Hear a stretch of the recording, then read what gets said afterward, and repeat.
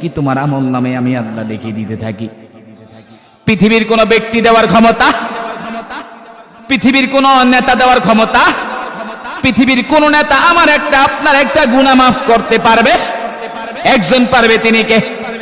যদি একবার আল্লাহ অন্তর থেকে বলেন, আল্লাহ পাক বলেন, বান্দা আমি তোমার আমল নামায় 10টা গুনাহ মাফ করে দিলাম, আর 10টা নেকি আমি তোমার আমল নামায় সওয়াব দান করে দিলাম।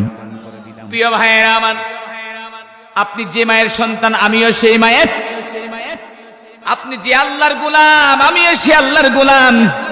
আমি চেয়ারে বসছি, আপনাকে আল্লাহ পারতো, আল্লাহ পাক এক একজনকে এক একটা মওজুজা দিয়েছে, ঠিক না? প্রিয় ভাইয়েরা আমার, এই যে ফেনী জেলা ফুলগাজী থানা মদিনাতুল উলুম মুজিদিয়া মাদ্রাসা উদ্যোগে তাফসীর কোরআন মাহফিল, এটা হেদায়েতের জন্য।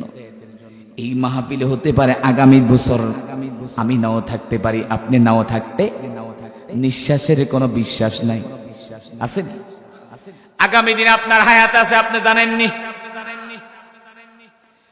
আপনি কত কোটি টাকার মালিক, হেই ভাই, কোটি কোটি টাকার পোশাক পরেন, বেলেট দিয়ে কাইটা কাইটা ফেলে দিয়ে সাদা কাপড় দিয়ে দাপন করা হবে, ঠিক কিনা? কোটি টাকার মালিক আজকে এত তোষকে, দামি দামি তোষকে আপনি শোন, দামি দামি কম্বল গায়ে দেন, কবরে যাবেন, গিয়ে বলবেন ফেরেশতারা আমাকে দাও, দামি দামি পোশাক দিবেনি? জোরে বল না, দিবেন? যদি দামি পোশাক পেতে হয় তাহলে আল্লাহর গোলামি করা দরকার আসেনি? জোরে কন না। যদি মমতাজকে আনতো, আজকে সাকিব খান আনতো, মাশরাফিকে এই ময়দানে আসতো, মানুষ ঠেললে ঠেলা যেত।